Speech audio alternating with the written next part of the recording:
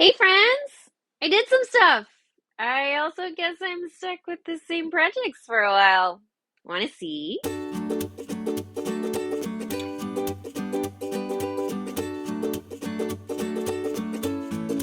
Hey everyone! I'm Laura, she, her. I love tarsiers. You might notice my background's a little boring today. Normally I try to be a little more exciting. If you've been here before, you know I'm moving. And yeah, it's thing. But most of my stuff is packed away. The process has started. I was trying to be like so organized. I'm like, you know what? I'm gonna keep my webcam so I can record one of these while my stuff is moving without me. And yeah, so here's my webcam. I've since learned that this beautiful Logitech webcam, which is great, requires a powered USB outlet. And yeah, my powered USB adapter is packed away. So I have my webcam. Can't use it. It's fine. This is a lot of what my life is right now. I thought I had been doing a good job, but there's many things like, oh, that would be nice to have. I don't have it right now. And there are a few things that I'm like, oh, I should have packed that. Thankfully, that is much lower. I did a pretty good job of like only keeping what I really need, and I'll get by. But yeah, the next couple of weeks will be fun. But more about that later. Let's talk about some fun stuff. So it was interesting in my last Flosstube, I was sharing like some of the gifts I had made for people because that's a really important part of my culture, and a lot of you were like really surprised about that. It's so gift giving, or omiyagi is the Japanese word, is really important in a lot of Asian cultures, and I find it really enjoyable to give people gifts. So that's why I spend so much time like making all these smalls, and it's just helpful to have them on hand. So I highly encourage you to consider like having these gifts on hand so you can give to people. It helps me like showcase my culture, but also like show people that I like them when I guess I'm exuberant here, but I'm actually kind of reserved in person a lot. So it does a nice job of breaking the ice. Um, but again, it's one of the few like Asian customs that I like grew up with. So that's kind of why I hold it near and dear. And I find it's like much more common in everywhere but the US. So like some of my Russian friends have mentioned that like how they view the fact that like Americans don't give much gifts as kind of weird. So yeah, I mean, if you want to give me gifts, I'm not going to complain. Engage in my culture too. But I do have a fully finished. So here is this Pine Martin by Lucy Heaton. So this is on 28 count silver metallic linen. Sparkles. Sparkles is life. Sparkles make everything better pretty much. Like if you have the option to have sparkles, I will almost always go yes. So this is 2/2, just a tiny little small. What's cool about this pattern is I think there were 5 different ones in this series, but the designer Lucy Heaton partnered with the environmental agency back from the brink to highlight these different species that are endangered in the UK, because this is a UK-based designer. What's interesting is pine martens are actually doing just fine in Eurasia. I looked them up on the IUCN Red List, and I was like, oh, they're like least concern. But interestingly enough, even though they're doing great in Eurasia, at the time this pattern was made, they were really struggling in the UK. So that's why they were trying to bring them back there. And as a part of the efforts, I think they're actually doing better now. So I highly recommend go check out this pattern. And I think there's 4 others in this series by Lucy Heaton. But I mean, the environment's kind of important. We're a part of it. It's where our food comes from. It's where we live. We want to keep the environment working. So, and part of that is making sure climate change doesn't change the habitats more drastically, because then we're going to just have whole scale change. We also want to make sure that we are preventing as much species loss as we can, because biodiversity is really important. And that's a whole other thing. If you want to learn more about endangered species, the 2 places I would recommend you go are the IUCN Red List and then Endangered Species International. I'll link all of them below. The IUCN Red List is my favorite place if I just want to like learn about species in general, because you can just type a common name into their search bar and then you can see what species shows up and you can see what information is there. Keep in mind though, because bureaucracy is a thing, it always takes a little bit of time before like the newest scientific information is going to get updated. So there is a little bit of a time delay in that. And then Endangered Species International is like one of a really highly rated nonprofit that's working to save endangered species out in the wild. Their website looks a little dinky, but that's because you can tell they put all of their money into saving the species and not like having a high quality web presence. So, I mean, I can understand why they're allocating their money in that way, but yeah, their website is a little dinky. But you probably hear about the stitching. So obviously, like I really care about the environment and animals and all of that. But I actually chose to stitch this pattern because one of my favorite YouTubers reads a wuxia story live stream every Monday, and there was a marten as one of the characters. So I'm like, obviously, I need to stitch this. So this is a pine marten, slightly different species that was in the wuxia story, but you know, it's as close as I'm gonna get, and it's just this really cute one. It took me, so I stitched this months ago, and it took me a while to frame because I needed to decide which one. So this is just a cheapo Michaels frame, and they have this one, and they also have the same thing, but it's the black border instead of white. So I took some mock pictures, I showed it on my Instagram, asked people what they thought, and oh boy, y'all have strong opinions, like real strong. People were like really bashing the other one. I was like, oh my. So I chose this one. I like it. I think it brightens it up. Um, yeah, I now know who's judging my aesthetic choices. Yeah, I mean, it's not for you if this isn't your favorite frame. So I'm actually going to give this to my mom. So what I do when I frame things, I, cut them out, and then I ask my mom very nicely if she can hem the edges so it stays together while I lace it into the frame. And when I handed her this one, she's like, "Oh, I really like that." So I'm like, "Okay, yeah, obviously this is for her." Because this one I was really just stitching for fun because it happened in this story. So I didn't really have a planned home. So I wanted to get this finished before I do my move because right now I'm near my parents and I'm going to be not near them. Yep. So yeah, this was fun. Um, Also because, I'm getting ready to move. I've like bunches of other small things I'm doing. So I did something a little different. So I ended up restringing a necklace. So this is a vintage necklace. I don't actually remember where I got it. I don't think it was like special from a family member. I may have just found it somewhere. It actually originally had 3 strands. You'll see I've only restrung it with 2.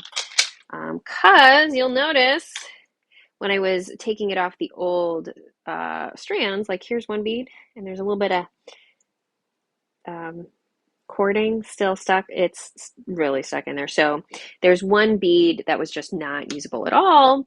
So then one of the strands was too short. And unfortunately, when I put this necklace on, it's like really tight against my neck. I don't think I could remove a bead from the other 2 strands as well to make it match. So for the time being, I've just kept it with 2 strands, and it's not that obvious that there's a third one here, but you'll notice like the clasp is really pretty. And this is not an expensive necklace. These are fake pearls. I like this kind of off-white. I like this multi-strand stuff, but you'll see I threaded it with silk cording and then knotted it, put it all together. I used to do a lot of beading growing up, so this used to be my hobby. I used to wear more of the jewelry I had made, but I don't know, I don't have much of it anymore. My styles kind of changed. Yeah, it'll be nice to have, another option for a pearl necklace. And for now, I'm keeping this extra strand because maybe I'll decide something that I want to do with it. I could make earrings, or I could find like additional spacer beads to put on either end. That'll be hidden in the back if I want to make it work. I don't know. Basically, I don't think it's worthwhile to. It's worth keeping, is what I'm saying, in way too many words. Another cool thing I did, I've been thinking about this for a while, is I made my own counting pins. I used to use straight sewing pins, but if you've ever tried that with cross-stitch fabric, sometimes it like kind of catches on the fabric because with the sharp point. I don't like that. And one of the cool things about tapestry needles is they're blunt, so they don't catch the fabric that way. So I found petite tapestry needles. And then here I put a tiny seed bead at the end. I actually just like put them on. I didn't even use any glue because you couldn't fit the bead on this way. So I had to thread them this way, and I didn't want to get glue on all of the needle, and I noticed they just stayed. So these are my little counting pins. So I get the benefit of the tapestry needle and a little bit of a stopper. And you can see I bought like 2 packs of them. And I don't know how well this is picking up. Oh, wow, dropping everything on camera. But I use my favorite purple because purple is everything, right? So yeah, I know I made these a couple weeks ago and I've like hardly used them. But I'm sure the next time I need to count something, they'll be helpful. When I first started cross stitching, I like gridded everything, but pretty quickly I gave up on that. Like, ugh. I do not enjoy counting, but gridding takes so much time. And I feel like every method, there was a drawback that I didn't quite like because if you're using one of those pens, you're never really quite sure if it's going to totally come out. And I tried gridding with thread, and like that still takes time. And most of the gridding threads, like it's still takes space. And I found my stitches look just a little bit different. So it was just easier to just not. So I like having counting pins. If I need to, I'll like mark the corners of the grid and figure out what's next. So I might use them to help like find the center and then find a corner to start. Or if I have a particularly big gap between motifs, I'll use counting pins to help me find my spot. So yeah, those are some of the things I've been working on amidst my, you know, move. One thing that was cool is I got a lot of really wonderful advice on my last video on what projects I should keep with me. Because last time it was before I had packed up all of my stuff and I wasn't quite sure how I wanted to do that packing. So of course, like I got a lot of suggestions, like, some medium to small projects. But the thing that was most helpful was the reminder that I need to keep with me the projects that truly make me happy. Because, yeah, moving's the worst. I hate it. I moved a year and a half ago too. Like, why am I moving this quickly? Terrible life decisions. But I did try and choose projects that make me happy. And I did also choose these additional constraints of I only brought, oh dear, where are they? I only have some of my smaller frames with me. So like the larger Ukrainian sampler that I was considering starting, that would require one of my largest frames. So that is packed away. A little sad because I would be really excited to stitch that one, but I did need to include a few practical constraints. But oh my goodness, moving. So my movers finally came a couple days ago. They were about a week late. The original truck that was supposed to pick up my stuff broke, which I get, these things happen, but yeah, the people I booked were not particularly communicative about what was happening, and I had to just continually call, sometimes calling multiple times a day, like, hey, what's going on? Can I have some updates? Do you know when we might be able to get my stuff picked up? And finally, I got a date, my stuff was picked up. They were all very surprised with how little stuff I had because I'm moving pretty far away. So I was like, you know what? Let's like pare down as much as possible. You can see all of these books are staying. So these are staying with some family members. So yeah, my library is expansive. I'm not moving my entire library. It was kind of cool though to see like my values come out and like what is important enough to keep with me. So you can tell that Hobnob stays with me. So Hobnob is coming with me on my flight. It was important enough to keep my Set Your Heart Ablaze pin for all my Demon Slayer fans out there.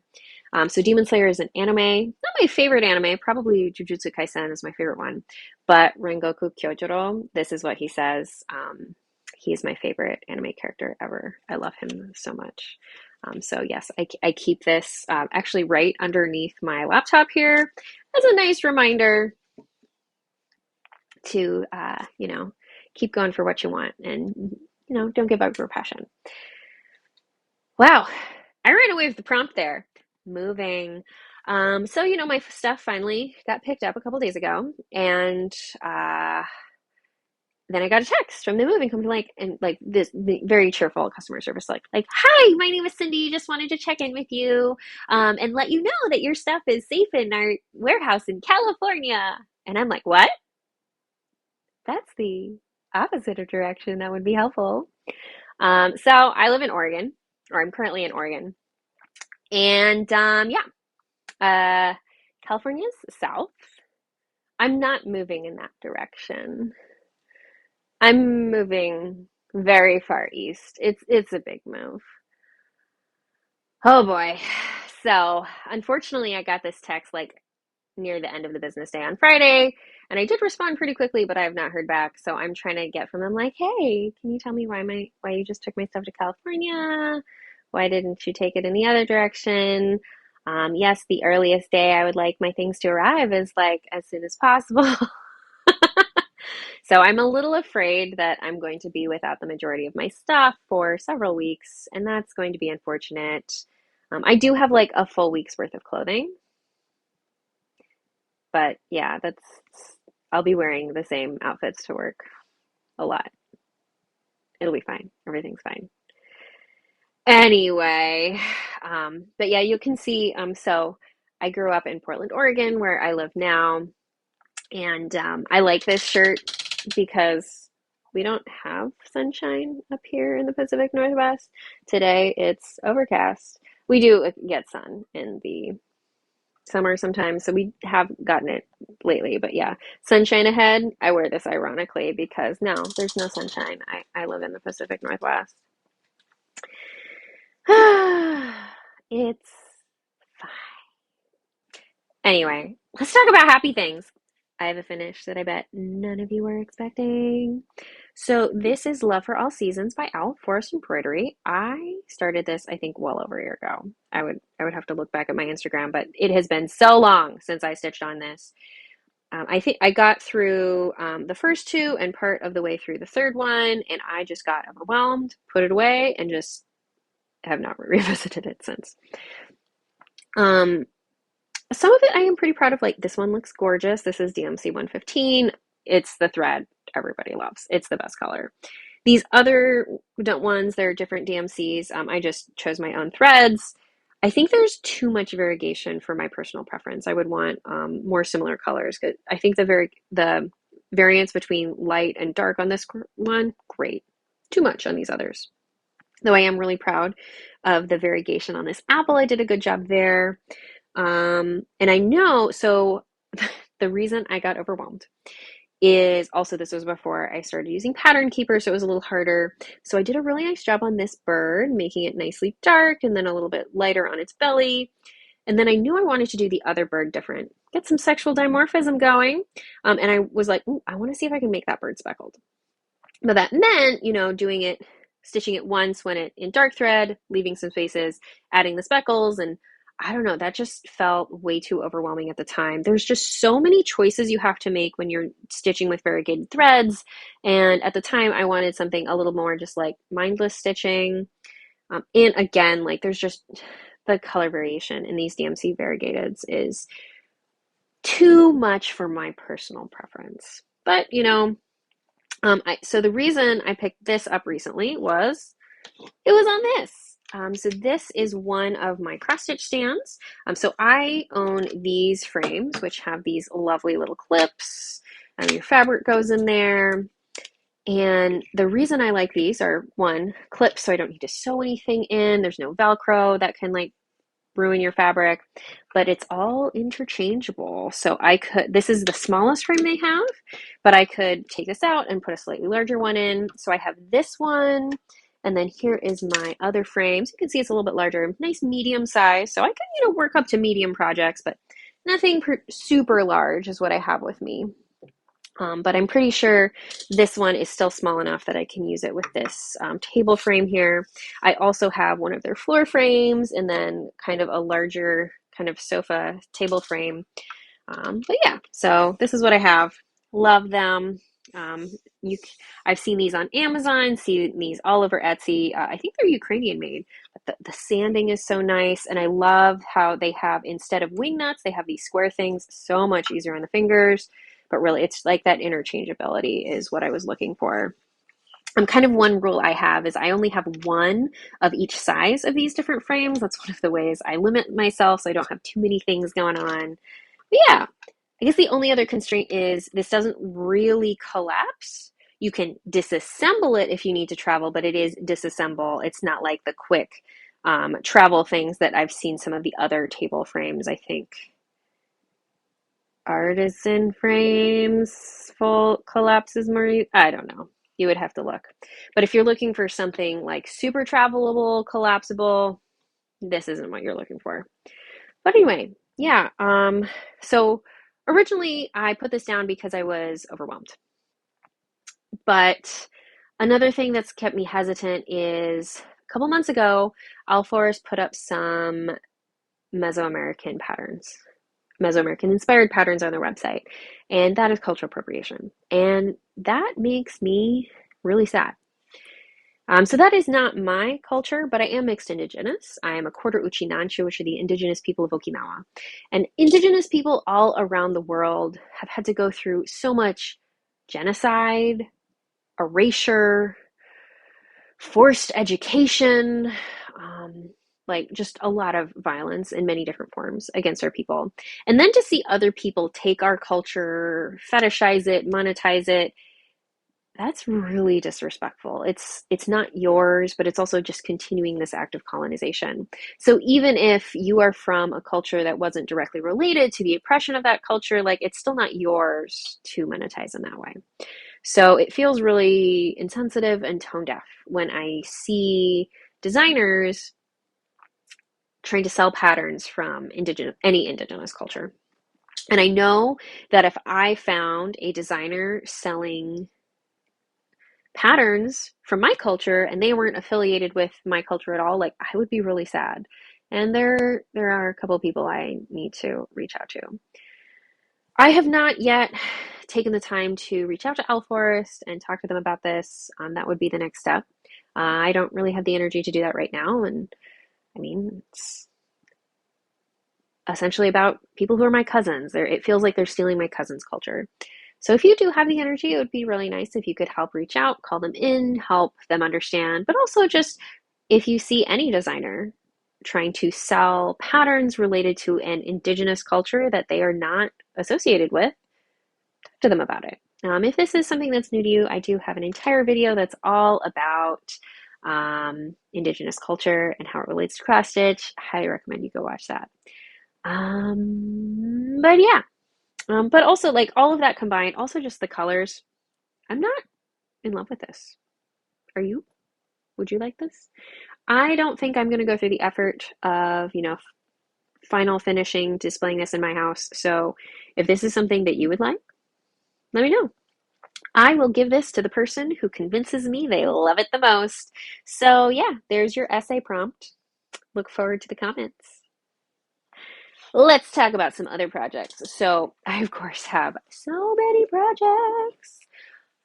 I packed all of these 2 project bags of projects to bring with me.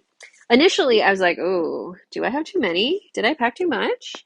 And now that there's just this whole foo-for-ah with my moving, I'm like, oh, it's good. It's good that I packed this a lot.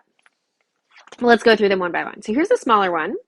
Oh, you can notice that. So I actually bought 3 project bags from the same person. As you can tell the outer's the same. The middle one is packed away with the rest of my stuff. And then the fabric in the back, they're all polka dots, but it's slightly different colors. I like having coordinating stuff. For a while, just having these 3 project bags has worked really well for me in different sizes. So here is my 1/1 projects because I've been on a 1/1 kick.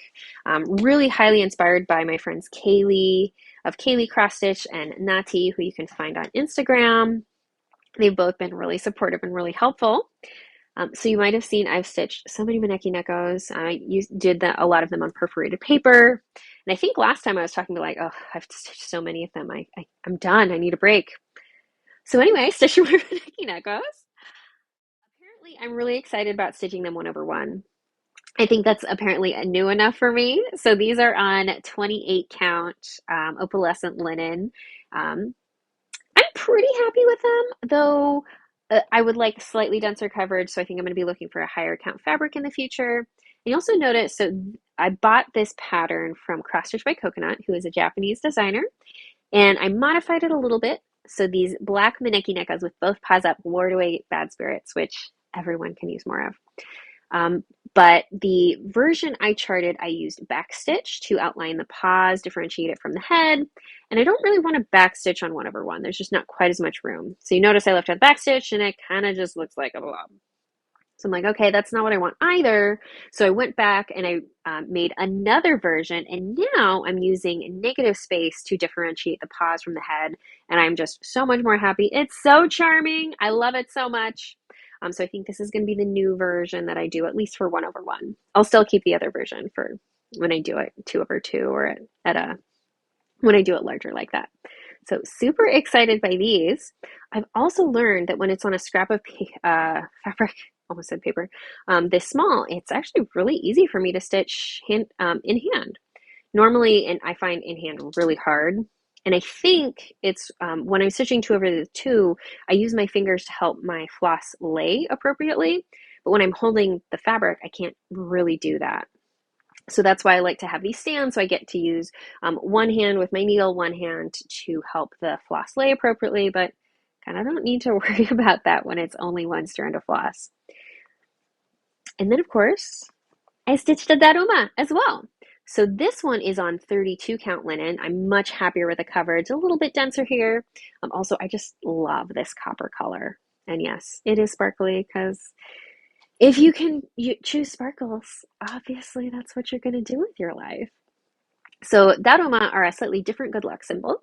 So here you are supposed to color in one eye when you make a wish, and then you color in the second eye when that wish comes true. I've almost always heard it's like specifically make a wish, but it's really more like setting a goal, something you're going to work towards.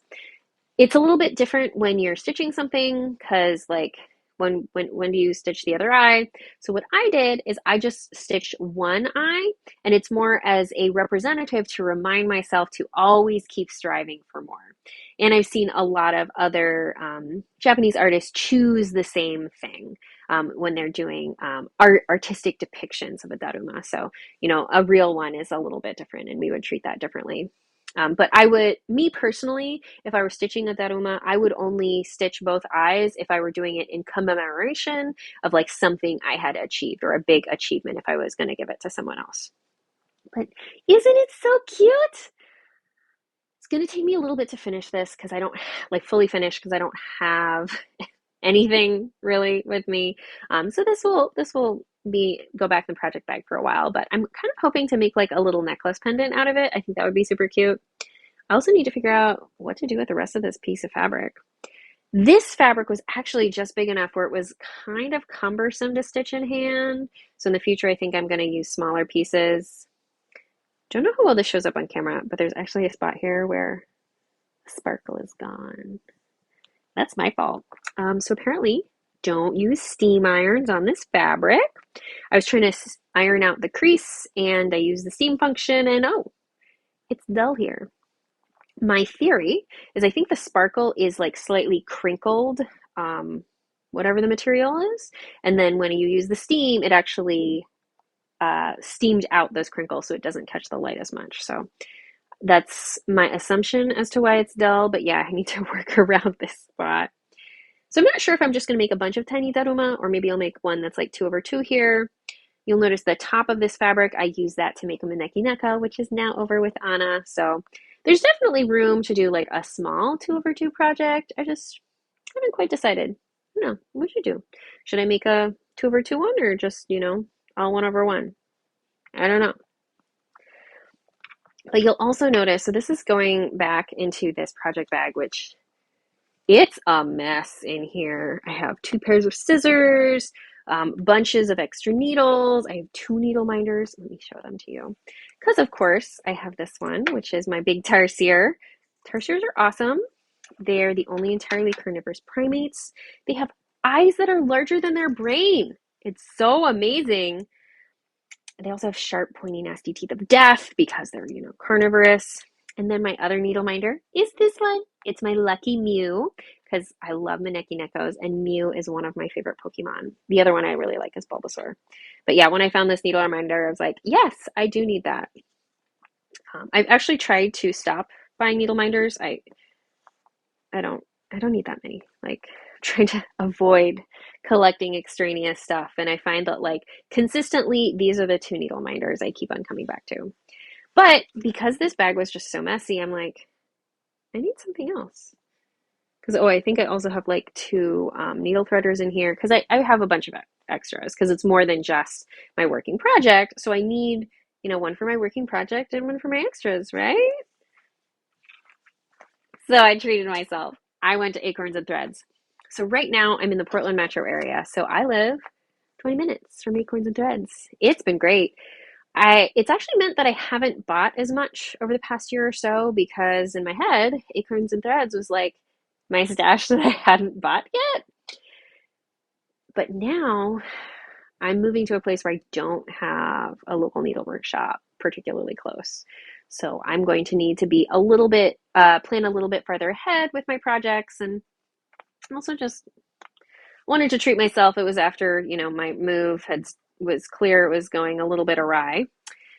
So the first thing I bought was this gorgeous little project bag, and I specifically chose ones with acorns to kind of, commemorate Acorns and Threads. I'm not going to be going back for a while, but I love the acorns here and just like this beautiful fall themed fabric.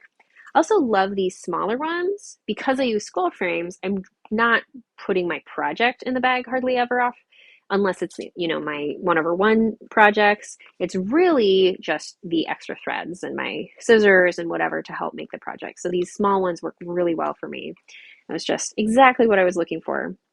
Though I do think it's kind of amusing that why are they acorns and threads? We don't have oak trees in Oregon.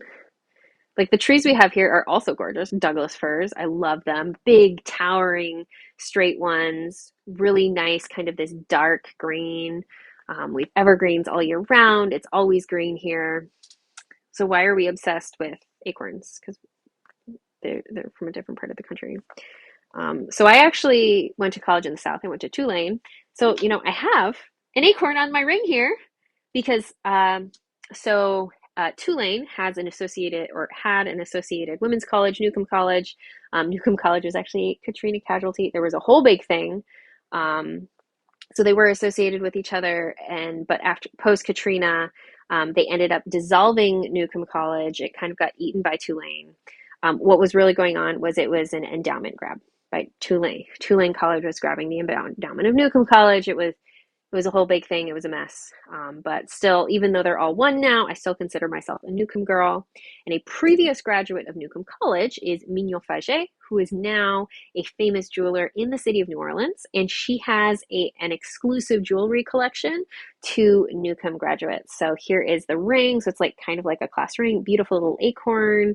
And then, branches here. There's also a necklace and a pin and earrings. I have the necklace. Someday I should actually buy myself the earrings. But yeah, it's beautiful jewelry. Oak trees are gorgeous, but like they mean an entirely different part of the country for me. But yeah, roll wave. Other things I bought. Of course, it's me. So I bought sparkly fabric. This is more of this copper that I just love. This is actually one of my favorite colors. Just this copper color is so rich. I love it. I'm always searching for fabrics that are about this color. So if you find anything that's, dark orange, kind of that rusty brown, like let me know. I love this color, even if it's not sparkly. And then I bought more of this sparkle because, a good neutral, but it's sparkly. I can always use that. Both 32 count. Yeah, I'm starting to like 32 and 36 count a lot. I have a lot of like 28 count, which I'm just like kind of no longer excited by, but it's fine.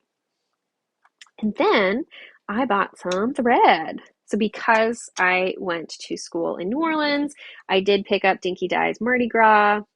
I'm considering doing like ink circles, reflections in New Orleans, because I I kind of want to do pieces that reflect some of the different places I've lived. And, New Orleans was a really fun time. That was definitely a fun time of my life to live there. Also, if you ever want restaurant recommendations, I still have some for you. And then I bought these beautiful threads. So here's some thread works, and here's another Dinky Dyes. These are actually for a project I will show you in a little bit. But yeah, I figured out, like, you know what? Like, fabric and threads are the things I want to buy in person. So I treated myself there. And then I also picked up some whisper thread. I have a project in mind, but you're probably not going to see this for a while. So we'll talk about it when we get there. Might be a while. So next, oh my goodness, I have like way too many things on my thing here. Now we have this giganto bag to look into. So I had a little bit of a saga here. So, oh, where did I put it? I need to go get something. I found it! So a while back, I stitched this, which is Tokapu by Ana Guaya of Peruvian Flair, who's a dear friend of mine. Oh, I'm just so in love with this. So these motifs are found on traditional Incan textiles, we think from Incan nobility, called Tokapu. We don't know the meaning for all of them, but we do know the meaning for some. I believe I remember this one was some of the motifs of soldiers, but just look at the colors and see how rich they are. I absolutely love this. And I made this into a pillow, and I think I'm planning on making several of Anna's designs into similar pillows. But shortly after I finished this, Anna came out with Tokapu 2. Might also remember, so on the back of this, so this is the center motif of Tokapu 2. So of course now I need to make a companion piece. So I'm going to stitch Tokapu 2, and I want to do it on the same fabric count. So excuse me, this is 28 count, so I'm on a 28 count fabric, and then on the back of Tokapu 2, I will take the center motif of Tokapu 1 and, kind of make them mirror each other in that way. Though, even though I love this, so you'll notice the lightest color here doesn't stand out super well. I also had to change it. It's originally charted as ecru. Ecru was like the exact same color as this fabric. So this is blanc, but still it's not, doesn't have enough contrast. I do regret a little bit not choosing B5200. So I knew that even though I want to keep the same fabric count, I do want to do a different color. So I have been on a journey for several months to figure out what color fabric am I stitching Tokapu 2 on. So this has happened. I should have reported back to you all, but first I bought this one. So this is Fossil by Picture This Plus. Great name. I'm excited about it. I like it. I think it's too dark. I'm not excited about Tokapu 2 on this one. I have been toying with the idea of taking the picture of the famous Archaeopteryx fossil, seeing if I can put that into a pattern and that would go on it, because yeah, it's a fossil. I'm corny like that. But anyway, this is out of the running for Tokapu. So I'm like, okay, I need another brown. So then I got this one. This is Coffee. Here's an even weave. Nice. I do think a crew would show up on it. It might be a little bit close, but it was just a little bit unexciting. Because when you see examples of these textiles, they have richer colors. So I was like, okay, this is not the end result. So then I found at Extrude Design, they had a couple kind of like these richer colors. So here's terracotta. I'm like, that's a little bit too red, but this is the one I fell in love with. So this one is dark golden brown, and I just love how rich it is. So as charted, these are the colors. Oh, also black. So Ecru, 301, and 816. Oh, this is just the most beautiful red. I was a little bit worried though about 301 because it's maybe a little bit similar, but also similar in intensity, but I'm worried they clash. I'm like, okay, now I will modify this color. So what I did is I found what's the closest color to this fabric and then went a little bit darker. So I've chosen 433. So I think that will show a little bit more contrast and less worry about clashing on the shade there. So I am really excited. So here is what I'm going to do for Tokapu 2. Though, of course, now I have all of these other fabrics that I'm not entirely sure what I'm going to do with. I don't know what these I'm going to use for, so hey, give me your ideas. Coffee, Fossil, medium-sized pieces, 28 count. I do think Anna has a new pattern. I think I want to do Chimu birds on this one because so Anna chose kind of a rainbow variegated fabric, which is gorgeous, and then she just sticked black on top for her model.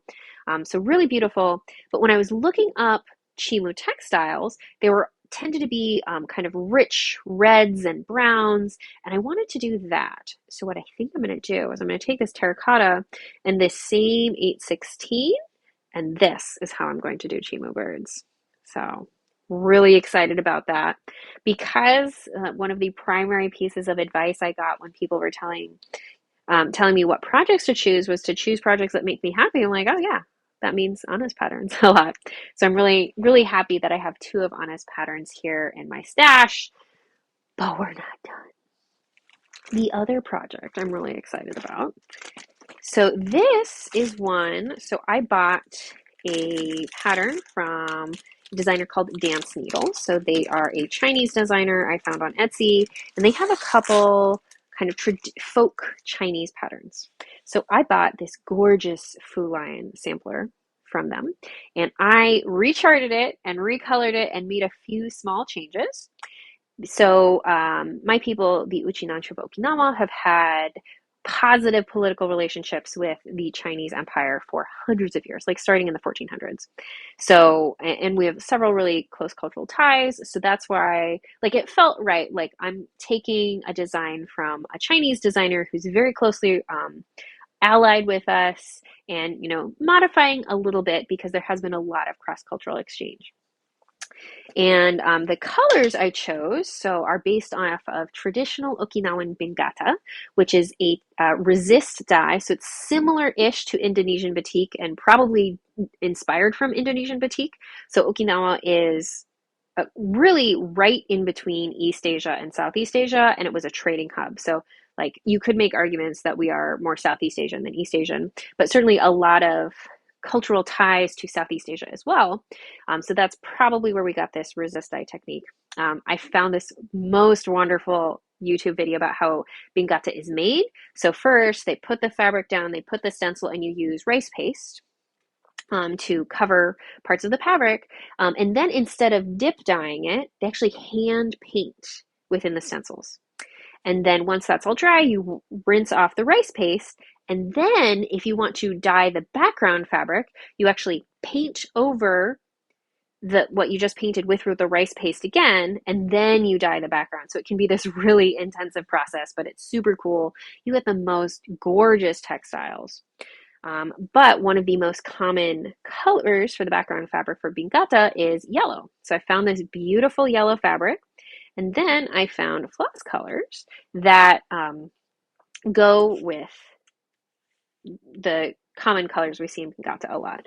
So, I've, first just chose my DMC, but then I got this most wonderful, perfect gift from Nati of Leo and Roxy Duchess. So this is Okinawan purple. Yeah, she gave this to me. I was like, I know exactly what to use this for.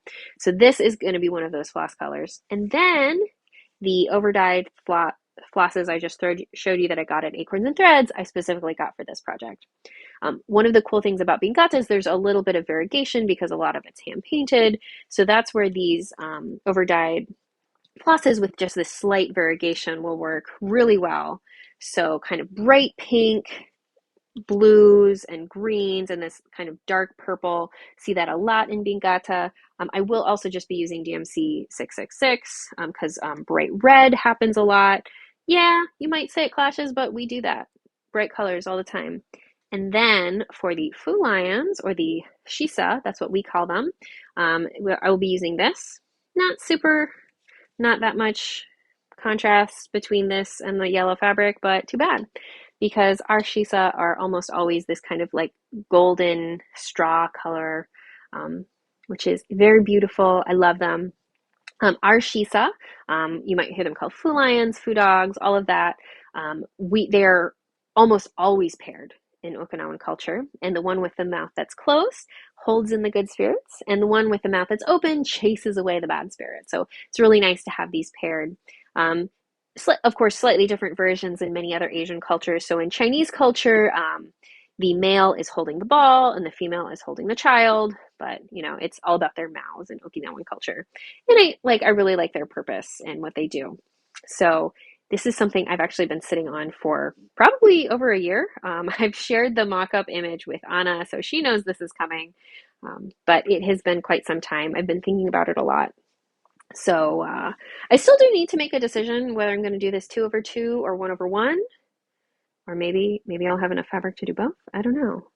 But yeah, this is a particularly meaningful project because there are no patterns out there that showcase like my actual culture. There's Japanese patterns out there, but Okinawan is being a little bit different than Japanese, and well, there are certain aspects of Japanese culture that I've made my own.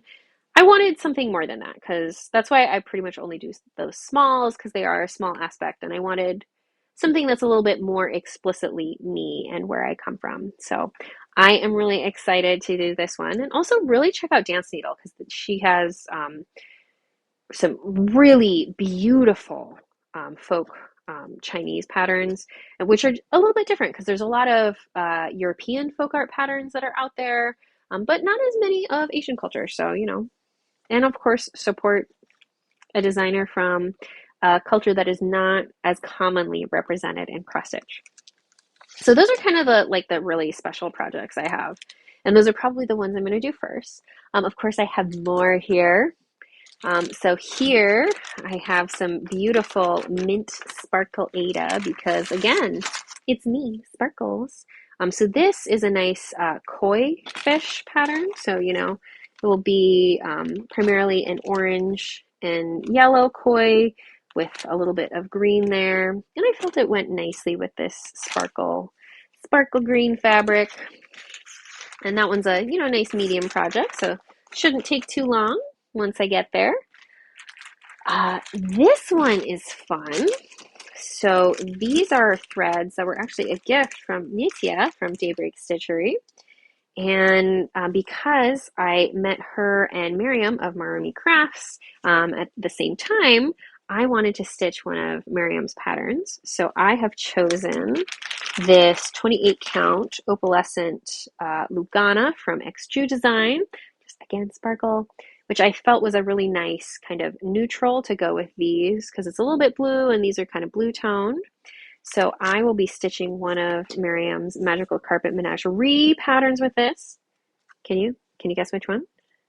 Do you know which of her patterns could be, related to a joke in evolutionary biology?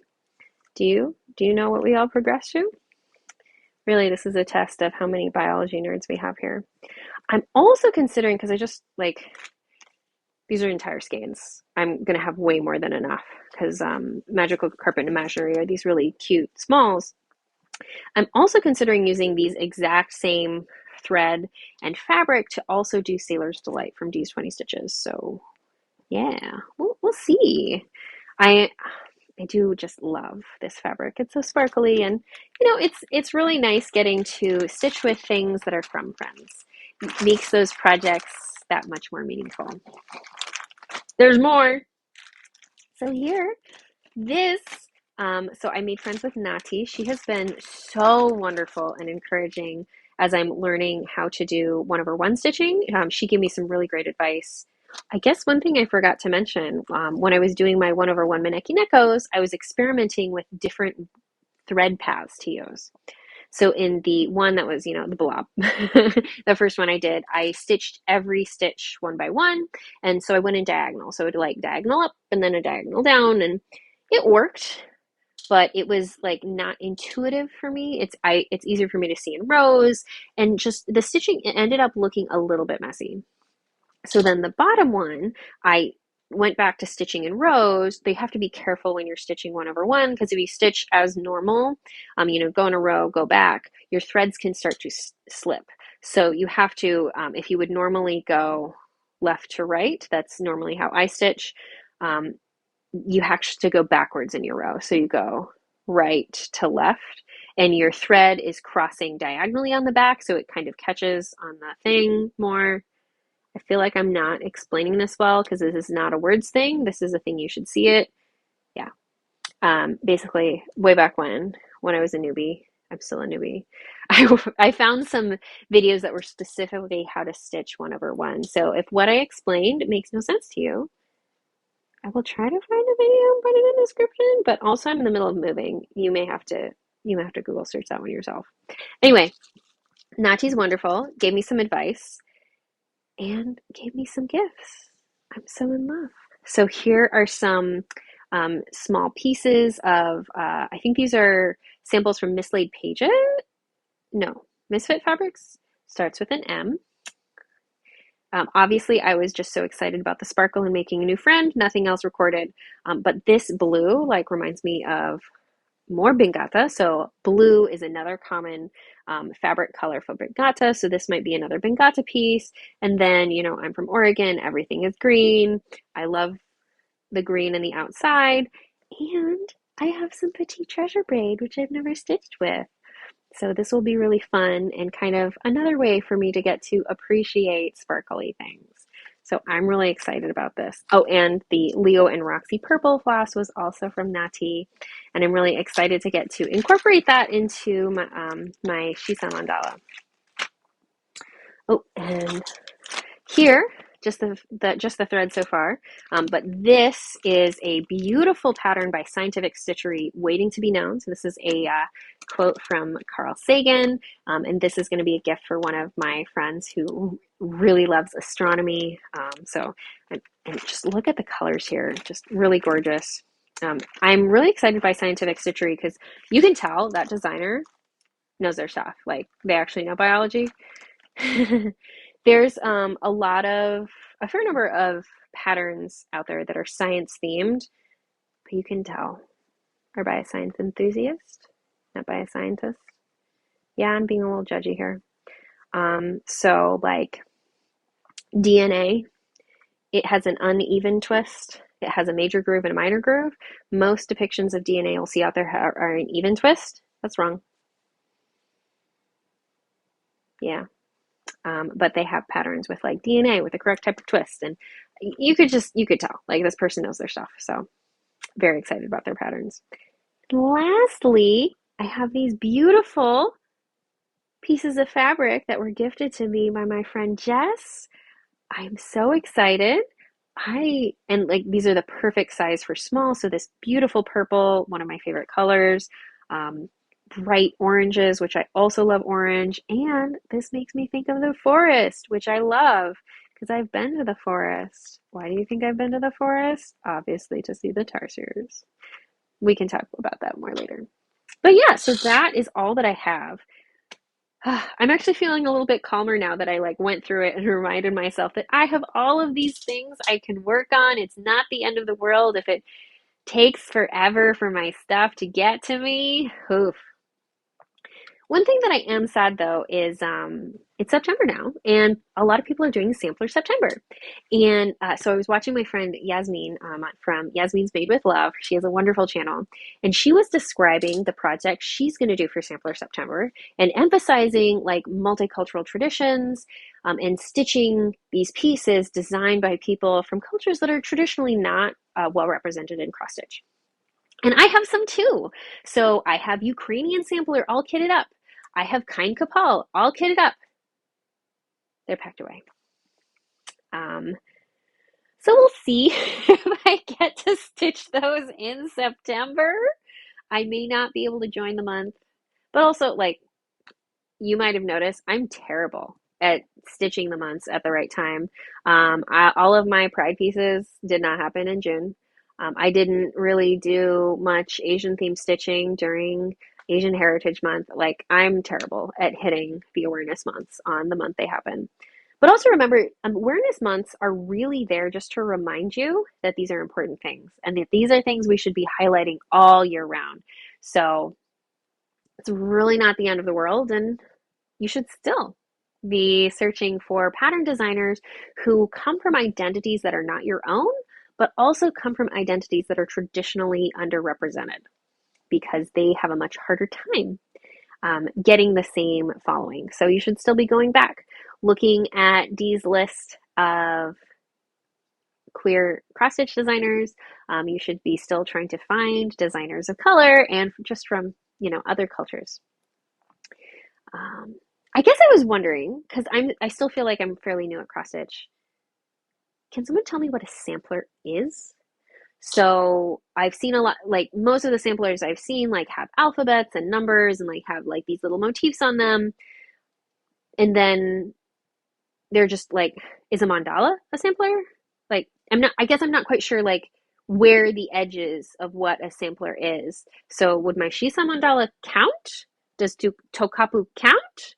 Because I heard Yaz reference Tokapu as being a sampler. But it's I don't know.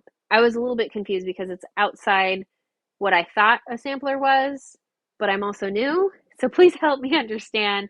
Also, I'm just like looking for more excuses for the things that I can stitch to be able to participate. So help me understand here. Um, oh, the other kind of silly thing is I realized I packed all of my project rolls. So as I finish all these projects, I have like no place to put them. But I did find I have this one box. I have some fabric, I think from Michael's came in here and then I stitched it and then I have this. So yeah, here's my low budget project roll for the moment. It's it's fine. So yeah, I also have some sashiko projects, but they're over there. And I've been talking for so long, I really don't feel like showing them off right now. If I do them, you'll see them. I've talked about sashiko before. Other things I did want to mention. So one of my friends, Gray, he is crowdfunding for top surgery. And so this is a great way to learn more about the experience of getting top surgery. He put together an excellent blog post detailing his experience and why he can't go through insurance and why, I mean, it's the US. All of our healthcare system is terrible.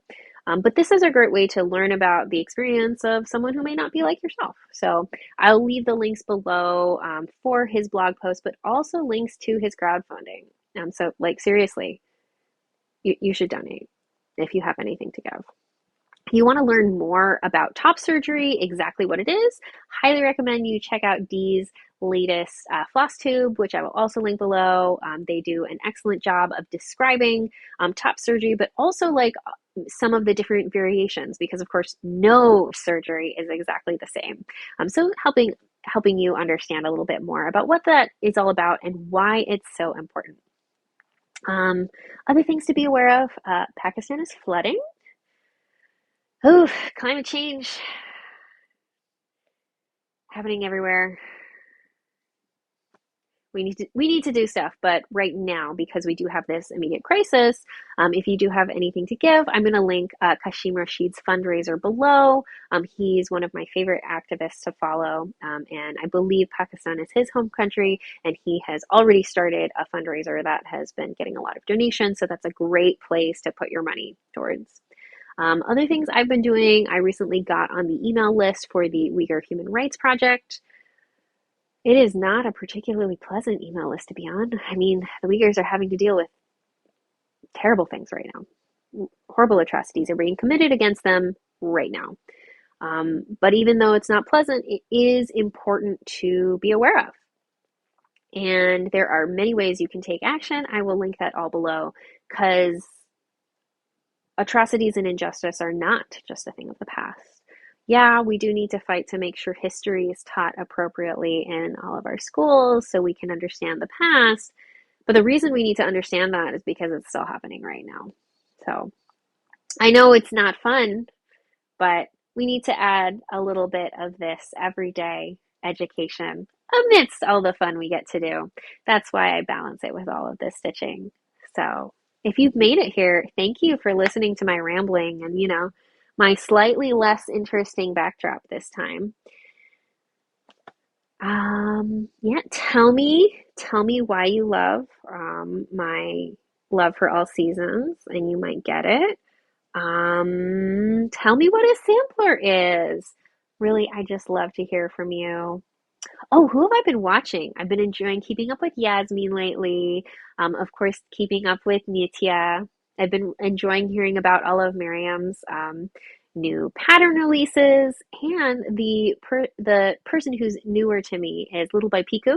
I remember what this is Jess. I watched her first episode a while back, but then I just got distracted because I've had multiple things. And even though the move is happening now, like I knew it was coming, so it was kind of ramping up in my mind for several months. So I did not do a good job keeping up with Flosstube for the past couple months, and I finally caught up on all of her episodes, and it is just lovely. Her channel name is adorable. So Piku means little in Finnish, so her channel name is actually Little by Little, which is adorable. But anyway, go watch all those people. And yeah, I hope your September is off to a good start and that you don't have to deal with all of your stuff being who knows how far away for an indeterminate period of time. See you next time.